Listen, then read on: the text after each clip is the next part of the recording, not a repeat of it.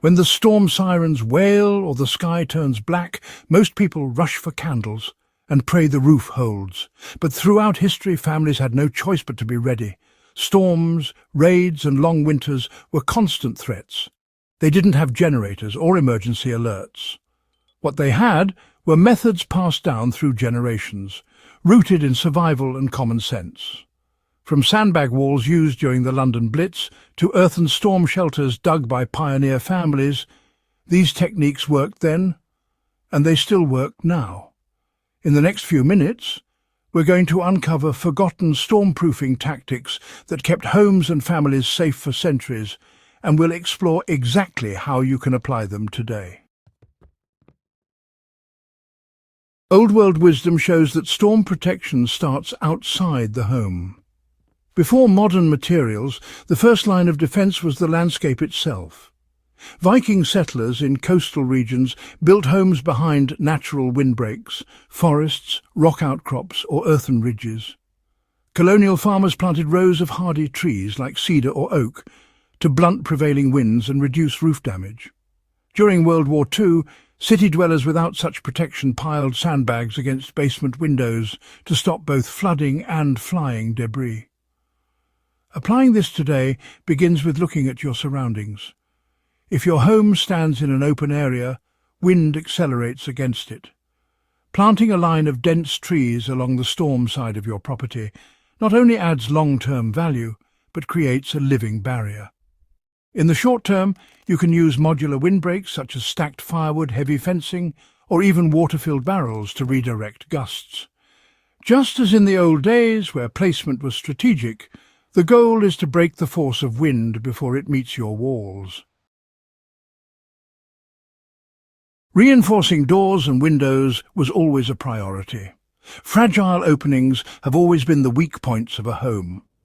Medieval townspeople shuttered windows with heavy wood planks at the first sign of a gale. In the 1940s, blackout curtains and nailed-on boards served the double purpose of concealing light from bombers and stopping glass from shattering inward. Farmhouses on the American plains often had storm shutters, hinged permanently in place, ready to be closed in seconds. You can revive these methods today with modern improvements. Installing solid hinged shutters, whether wood or metal, provides immediate storm defence. Even temporary solutions, such as keeping cut plywood panels pre-measured for each window, echo the readiness of past generations. Reinforcing doors is just as vital. A simple crossbar, once standard in castles and frontier cabins alike, can still be fashioned from a strong timber fitted into brackets across the inside of your door. It resists both storm pressure and opportunistic entry during chaotic times. The roof was always the first to be tested. History shows that the roof determined survival. In Viking longhouses, rafters were weighted with turf, both for insulation and to stop gales from lifting the structure. Japanese farmhouses used steep, thatched roofs lashed with ropes to resist typhoons. During wartime Britain, corrugated shelters were half buried in the earth precisely because a lightweight roof would never withstand bombardment or high winds. To apply this lesson today, begin with inspection. Secure any loose shingles or tiles because a storm finds the smallest weakness and tears it open.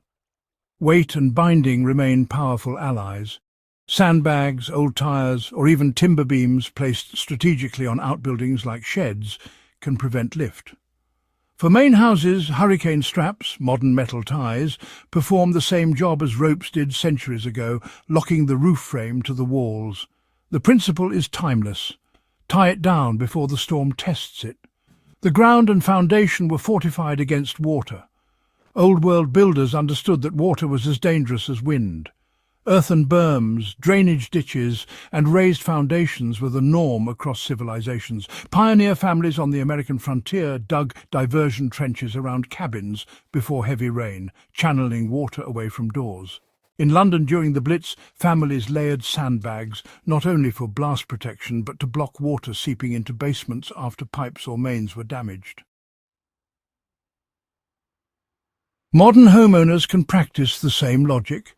Walking your property before storm season and shaping the soil to slope away from the foundation can mean the difference between a dry or flooded basement. Even a shallow trench leading runoff to a lower corner of the yard works. Sandbags, still as useful as in the 1940s, can be filled and stored in advance, then laid against basement doors or low windows when storms approach. This is one of the most direct applications of Old World stormproofing you can practice today with almost no cost. Safe spaces were always prepared before the storm arrived.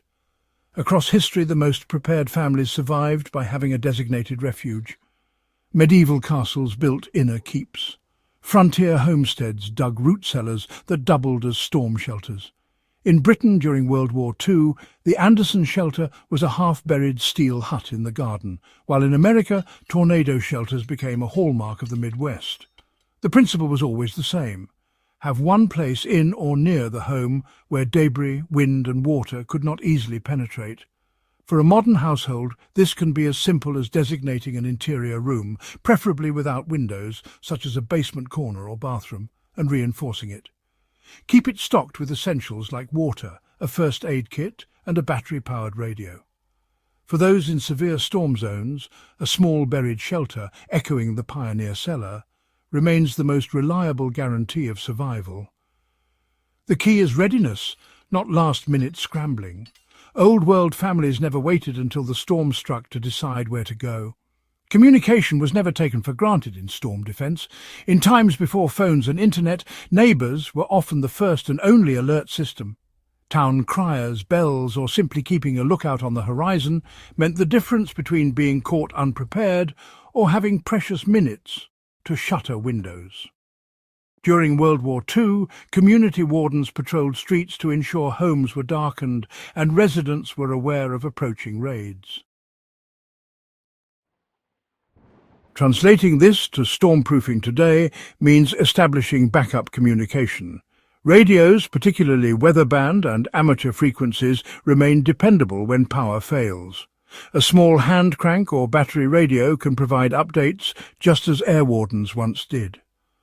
On the community level, agree with neighbours to check on one another, especially the elderly or those with children. History shows storms were rarely faced alone, and the same principle strengthens resilience now.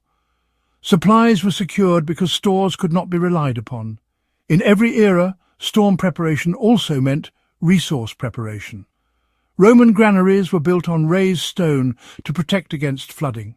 Pioneer families stored food in cellars, not just against hunger, but against storm spoilage.